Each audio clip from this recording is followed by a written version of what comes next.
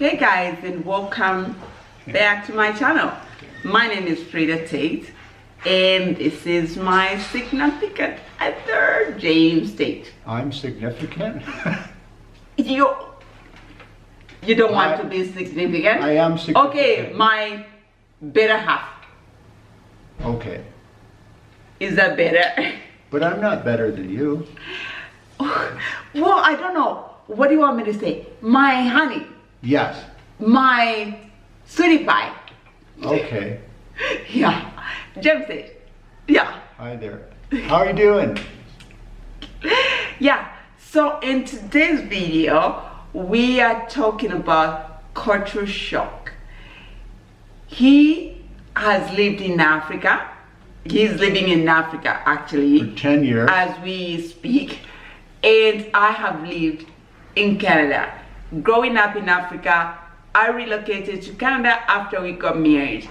There's some things that I found that were different from the things that I was used to.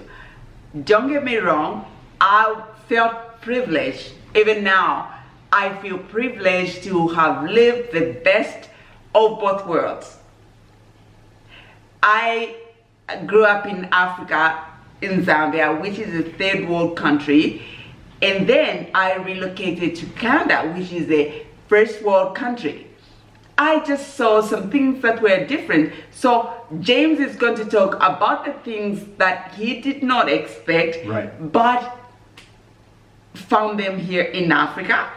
I am going to talk about things that I didn't expect that I would find in Canada, but I did find them. So without further ado, let's get into the video. So I'm going to start by talking about the things that I found to be different from what I'm used to. One thing that was shocking to me is, like, growing up in Africa, we go to the gas station. We find people, gas attendants, they fuel attendants, they call them, fuel attendants that are there to serve you each time you go to pump your gas. Can I guess? And when I go to Canada, go ahead. Okay. You want to guess? Yes. Yeah. If you're quite a bit older, people in Canada, people in the States, maybe even people in Europe, if you're quite a bit older, you will remember when you were a kid or when you were younger, you go to the gas station and someone will pump the gas for you. And they still have that here. It's like going back to the 1960s or something. I guess that's something, even for me, it was a cultural adjustment. There's something different. But when you go to Canada, no, you go, you do your own gas. So in Zambia, they'll fill your gas. Almost every place you go to, it's very unusual that you would get out of the car and pump your own gas here. Most of the gas stations in Canada are self-serve. So you go, even when it's in the wintertime, and we'd drive up, and she'd gotten her driver's license, and we go to the gas station, and the person just stays inside their little office with the glass window, right? And it's no, you got to do it yourself, and it's cold too. Yes, in summer it wasn't too bad, and everything. It was different from what I have grown up with. Here, I go to the gas station, I stay in the car. People pump your gas. You pay them through the window, your car window, and away you go. But it was different. And now another difference, okay, she's reminded me of something for my side of things coming here. They call them filling stations here. So maybe British people, that's like what you're used to saying, but in Canada and the US, no, it's a gas station. The next thing I want to talk about is people, young people, even children, would talk about their parents' age like it's nothing. Personal details. Yeah. At my age, I don't even know how my parents met. Or you don't know your own mom's age. I don't even know my mom's age. It's a mystery. Yes. And you know what? It's not a bad thing. However, it's just something that they don't talk about. It's a cultural difference. Whereas in Canada, even in my class, when I was in college, I'd see people, my friends that would go like, oh, my parents were high school sweethearts. This is how my parents met. And I'm like, okay, where have I been? I don't even know how my parents met. You just weren't used to that. No. Yeah. Actually, yeah, thinking about it, I think I should. My father is no more, but I should talk to my mom. Maybe you could ask my mom how they met. Yeah. You're curious? I'm curious how she's going to react to that. Ha! Yeah, if she's going to find it disrespectful or if she's going to find it like something different. So it's James's turn. It's my turn. Again, remember the theme, going back in time. When you're driving around here, you'll see people in the back of a truck or say even a pickup truck, and they're just sitting there in the back. Like there could be 5 or 10 of them, or if it's one of those big, almost like a flatbed, you might have like 20 or 30. They're going on their way to a gathering or they're coming from a funeral or something. Yeah. But piles of people on the back of a vehicle, like out in the open air, no seatbelt, no helmet, no nothing. And it's no big deal. It's just normal. Like Canada or the States, if you were going down the highway in a pickup truck like that and you had 6 people sitting in the back like that, I'm sure you get pulled over, you get a ticket, you get a fine, and that would be, they just don't do it anymore. They used to do that. When I was a kid, I remember, I'm sure, even up till at least the 70s, it wasn't a big deal. And so again, it's a thing that they still do here, that they used to do, that I used to see when I was a kid. And now that I moved here, now I'm seeing it again. It's a little bit interesting. It's easy to get used to, but definitely something that's different here is part of the culture that's different from what it is back home. Yeah. I like it. Yeah, you do? I do, I think. So you want to go on the truck, behind the truck.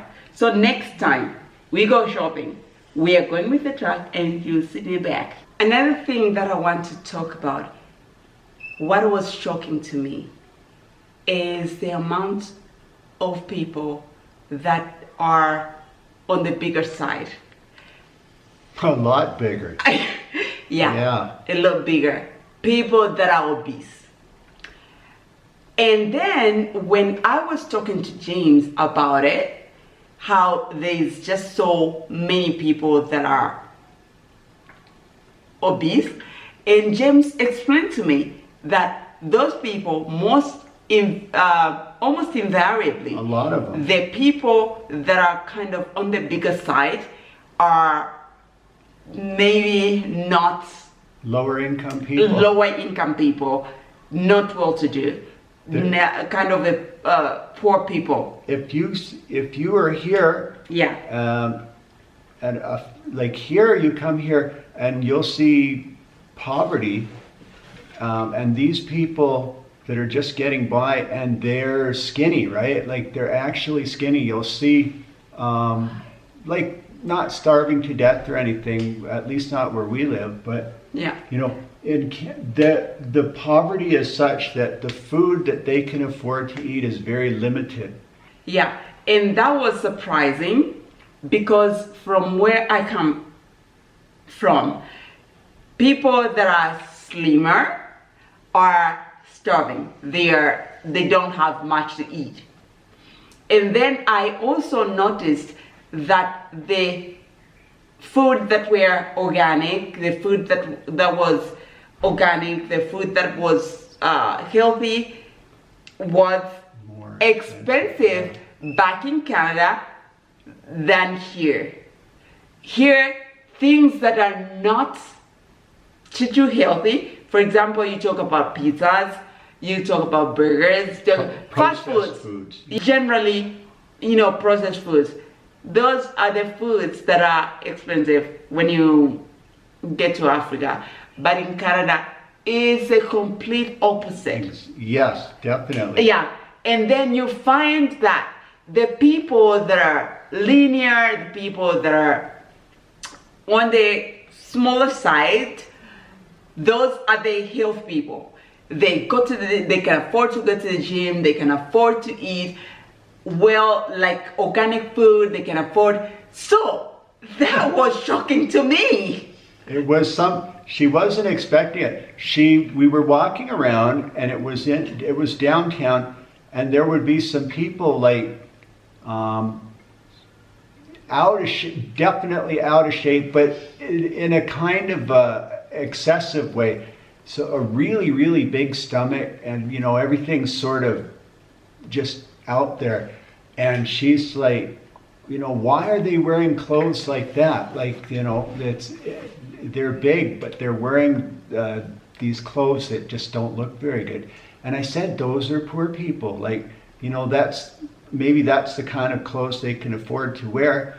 And she says, but they're big. And so I explained to her, it's true. Like, I explained to her, the diet in Canada, these high calorie, high fat processed foods, they're not very nutritious, but they've got tons of calories in them. They're really cheap.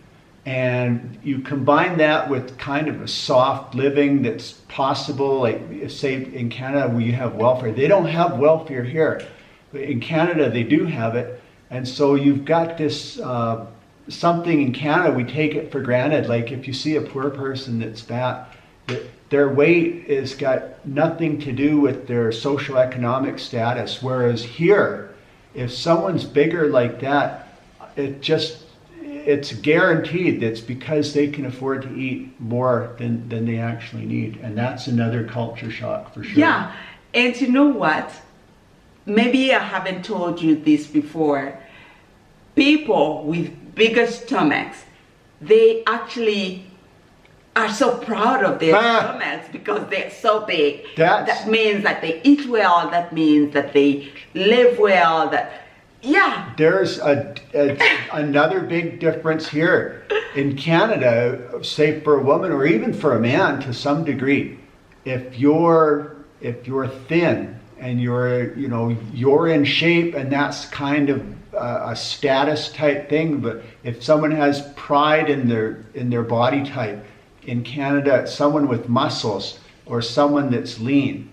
And here it's the opposite. They have, again, another cultural thing that's similar to quite a bit in the past for us. If somebody's heavy, that's associated with wealth. And so you've got people here, a woman that's maybe, I don't know, I won't give any numbers, but you see a woman that's kind of heavy and they're proud, and there's guys that are into that. They say, oh, look, she's healthy looking because she's big. And same for the men. A man with a big belly, and he won't, you know, in Canada, I guess the guy with the big pot belly, he better have a good personality, right? Because, you know, but here, a guy with a big belly, it's almost like it's a chick magnet. I don't know, maybe that's what Let me give you an example. I grew up on the slimmer side. I've always been a smaller kind of person. And then people were expecting me to gain weight after I get married, because that's a sign that you are well married. If you're making money, you're eating, and you get big as you get older, And then that did not happen. She kind of maintained this sort of tall model looking kind of body, which is part of what I like. But you know, things that people expect. When you get married, they expect you to put on weight because that means you are not suffering in the marriage. If you are not putting on weight, that might mean that you're suffering. Yeah. In Canada, I guess it's quite a bit different. Again, the culture. In Canada, some people, they're just cool with the way, whatever, they don't worry about it, sure. But a lot of people, they fight that weight gain every step of the way. Like they really do. It's because we have just a different culture. There's certain things that are up, and there's certain things that are down, and so it's different. It's different here than it is there. It's just one of those things. Yeah. Business. Informal businesses. You come here, you're driving around on the road, and they have, one thing I'll say, they have shopping malls, and they have movie theaters, and they have all kinds of stuff here, almost like any other city. Yeah. So in some sense it's the same, but they have retained a very high level of tolerance for these informal businesses where someone just gets, they could be selling fish, or they could be selling chicken, or they could be selling cooking fuel, or they could be selling used clothes, they could be selling fruits or vegetables, right? They'll just sit right by the side of the road. They have a mat or some very simple thing, maybe a couple of chairs. That's it. That's their business. And it's just a completely accepted thing. You go up to them and you give them a little money. They give you whatever. And it's like business on a shoestring. Like nobody says anything. Like it's just okay. And a whole bunch of people do it. What else? Negotiating for prices. In Canada, you go, there's a price tag. That's what you pay. That's it. You say to someone, can maybe I get a discount, or I'll pay, instead of buying 5, I'll give you this much, and instead of 5, you give me 6. Here, at these informal businesses, it's almost expected that you're going to try and haggle a little bit. So you get a lot of you have to develop some negotiating ability, and that's something I almost enjoy that, because it adds to the character. Yeah, it's nice. And growing up in Africa, let me tell you a story. Growing up in Africa, I'm kind of used to that kind of thing that James is talking about, negotiating. Even when you're in the market, you are almost expected to negotiate. We went to Mexico, and James was paying the full price. Like, okay, they would say, okay, this t-shirt, just as an example. Oh yeah. This t-shirt, $10. So James is like, okay, here. Oh, this is so good. Yeah. I gotta tell. Okay. Go ahead. I think we're in Cancun, right? Yes. Okay. And Frida was down with it. Like, she recognized these people, what they were doing. They had their informal business. They're selling t-shirts or sunglasses or just whatever. And they see someone coming from El Norte, and they're like, just here's what I want, pay me, and here's your shirt. And then she said, no, just step aside. Let me do it. Step aside. And she beat them down from like $10 to $2. Yeah. And the poor guy, it's like, he just didn't know what hit him. He'd never seen someone, he wasn't expecting. Yeah, brown sugar, baby. And she did it too. And I was like, oh, this is great. I'm getting so much more for my money. And Jim was like, how did you do it? I'm like, I am from Africa. That was new to me. That was a new thing. Yes, this is how we do it. We don't pay the full price. Yeah, so that was me. Another thing that I wanted to talk about, one thing that I noticed that was different from here. For example, we are walking around. We are a mixed couple, right? Interracial couple.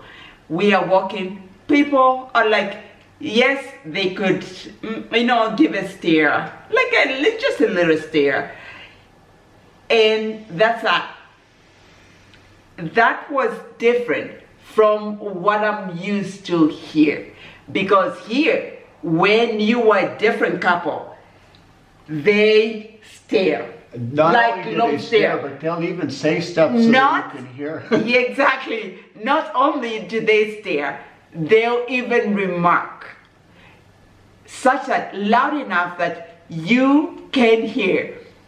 Whether it's a compliment, it's a nice remark, they just put it out there, spit it out there, and they go like nothing happened. And that leads me to my last point that I'll make, because this is sort of the expressiveness, right? There's a word called gregarious, where people will express, so they're open and they got a higher drive to talk to each other. And that's another thing, keeping with that theme I was talking about earlier, about going back in time. When you move here, it's like the way things used to be in the 50s or the 60s. And what am I talking about? Neighbors. We live here in our yard, and we have some people here, they're our neighbors, they live with us, and they're close by physically, but they're also close by socially. I know the guy next door, I know his name. The two people that live across from us, across the pathway, we know them. I go over and visit. We say hi on a regular basis. We know every single person here on a first name basis. Our kids play with their kids. People talk to each other. And in Canada, where we were living, we didn't even know our neighbors. 5 or 6 or 7 years. And honestly, I can't say that I ever had more than the briefest exchange with either one on either side. Maybe we went to one side there, we went and saw their kitchen one time, but I can't remember their name, and I doubt they'd remember me if I bumped right into them. So in Canada, the person right next to you, you're lucky if you really know them. You don't really talk that much. There's a kind of a distance. There's sort of an absence. And I think that in Canada, it didn't used to be like that. Maybe, again, people that are older, like someone 60 or 70, that you ask them, they could tell you when they were young how people used to talk to each other a lot more. Mm-hmm. And they're still like that here. And that was another big cultural difference, but a positive one, and I enjoyed it, and it's easy to get used to. I like it. It's nice. Yeah. And that's it. All right. Well, thank you guys for watching the video. If you like this video, be sure to give it a big thumbs up. If you're not yet subscribed to my channel, please go ahead and subscribe, share, and turn on comment. Do turn on the post notification button so that each time we upload a brand new video, you are notified. Please go ahead and suggest anything that you want us to do on this channel, whatever you want to see on this channel. If it's within reason, we are going to do it. We have also opened another channel, a family channel, the Take Family, where we have our kids, doing all sorts of things. On this channel, we do vlogging, we do travels, we do parenting, all sorts of things, all sorts of good stuff. Please be sure to support this channel. Be on the lookout. Yes, the way you have supported this channel. Thank you guys for watching, and we'll see you in our next video. Bye. Bye now.